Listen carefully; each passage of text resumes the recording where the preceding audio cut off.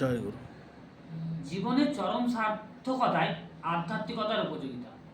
জীবনের চরম সার্থকতায় মানে আমি জীবনের তখন পরম সার্থকতার মধ্যে থাকবো, গাড়ি বাড়ি বউ বাচ্চা ধন দৌলত তখন থাকবো, তখন আমার আধ্যাত্মিকতার উপযোগিতা কতখানি। ডক্টর রাজেশ চৌধুরী দাদার এই লেখাটি আমি তুলে ধরার চেষ্টা করছি দেখে দেখে।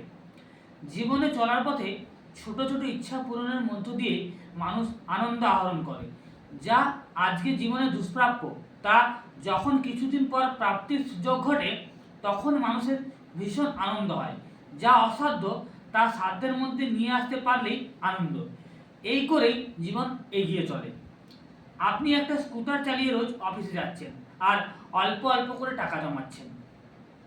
ভবিষ্যতে একটা গাড়ি কিনবেন বলে 5 বছর একটা মারুতি অল্টো গাড়ি কিনে নিজের গাড়ি চড়ে অফিসে যাচ্ছেন। খুব আনন্দ হচ্ছে।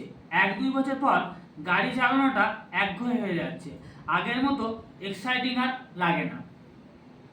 কয়েক বছর পর টাটা সাফারি কেনার ইচ্ছা হলো। কিছুদিন টাকা জমিয়ে টাটা সাফারি কিনলেন, আবার আনন্দ হলো। একটা পুরনো বাড়িতে আছেন আর একটা নতুন সুন্দর বাড়ি কিনলেন, খুব আনন্দ হলো। আপনার প্রমোশন হলো, পাড়ার ক্লাবে সম্মাননা জানালো, ছেলে খুব বড় চাকরি পেল, আপনি পুরস্কার পেলেন, সুন্দরী বউ বিয়ে করলেন, সব কিছুতেই আনন্দ পেলেন। একবার ভাবুন, আপনি যদি এমন দিন আসে যখন আপনার কাছে অফুরন্ত টাকা আছে, আগুনে পুড়ালেও সারা রাত শেষ হবে না, এমন পরিমাণ টাকা আছে, যশ খ্যাতি ক্ষমতা চূড়ান্ত অবস্থায় আছেন আপনি, সারা বিশ্ব আপনাকে চিনে, পৃথিবীর সমস্ত যশ বৈভব খ্যাতি আপনার পায়ের তলায় লুটোপুটি খাচ্ছে। পৃথিবীর সুন্দরতম নারীদের আপনি যে কোনো সময় টাকার জোরে বিছানায় পেতে পারেন, তখন আপনার অবস্থা কেমন হবে? তখন আপনি আনন্দের খোরাক কোথায় খুঁজবেন? কিছুই তো আর দুষ্প্রাপ্য নেই আপনার, কিছুই আর অসাধ্য নেই। চূড়ান্ত বিত্ত ক্ষমতা, যশ, আরাম, আয়েস, যৌনতা সব তখন একঘেয়ে মনে হবে।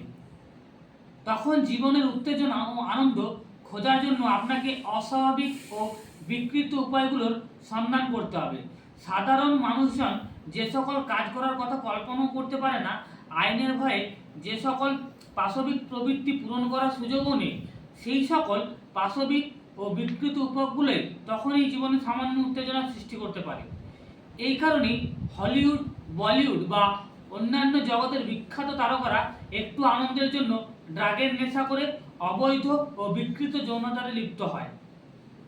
কিছুদিন আগেই আমেরিকার আদালত জনসমক্ষে প্রকাশ করেছে এপিস্টন ফাইল। ইন্টারনেটে ছাড়া হয়েছে হাজার হাজার ছবি, ভিডিও, নথি।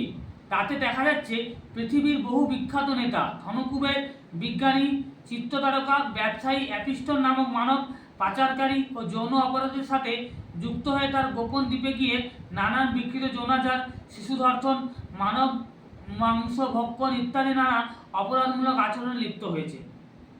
সারা বিশ্বের মানুষ যাদেরকে এতদিন সম্মান করছে, মহান ব্যক্তি হিসাবে মনে রেখেছে, এমন বহু মানুষের নামেই এই ফাইলে উল্লেখ করা আছে। তাতে অবাক হওয়ার কিছু নেই, তার কারণ উপরে এতক্ষণ যা আলোচনা করা হলো। আধ্যাত্মিকতা ও গুরুর প্রয়োজন ঠিক এখানেই।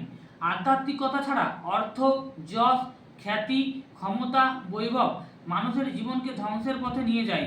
অ্যাপিস্টন ফাইলে তারাই প্রমাণ। চরম অর্থ, ক্ষমতা, যশ, খ্যাতি আর সাথে গোপনীয়তা রক্ষার সুযোগ যে কোনো মানুষের মাথায় বিগড়ে দিতে সক্ষম। তখন আর পাশবিক ও বিকৃত চাহিদাগুলোর মাথাচাড়া দেবেই দেবে। তাই অল্প বয়স থেকেই প্রতিটা মানুষকেই আধ্যাত্মিক চর্চায় যুক্ত থাকা একান্ত আবশ্যক। গুরু ভক্তি, গুরু নিষ্ঠা, মাতৃভক্তি, পিতায় শ্রদ্ধা, বিনয়, সেবাপ্রাণতা, অনুশাসন এইসবের চর্চা অল্প বয়স থেকে শুরু করতে হয়। তা না হলে যখন মাথায় শয়তান চেপে বসে, তখন আর কিছুই করার থাকে না। এই কারণেই শারীরিক, মানসিক ও সামাজিক স্বাস্থ্যের ও আধ্যাত্মিক সুস্থতাকে মানে ওয়ার্ল্ড হেলথ অর্গানাইজেশন, বিশ্ব স্বাস্থ্য সংস্থা গুরুত্ব দিয়েছে। যত বড় বিজ্ঞানী, যত বড় বাস্তববাদী, যত বুদ্ধিমানেই হোক না কেন, মাথায় পশু প্রবৃত্তি আচরণ চেপে বসে, তখন ভূতে ধরার মতো সে নিজেকে নিজে জাহান্নামের দিকে টেনে নিয়ে যায়। আমি জীবনে কত বড় হয়েছি তার চেয়েও গুরুত্বপূর্ণ আমার জীবনটা ব্যালেন্স কিনা, আমার জীবনটা ব্যালেন্স আছে কিনা। ব্যালেন্স জীবন মানে যার দুদিকে সমান্তরাল, দুদিকেই সমান।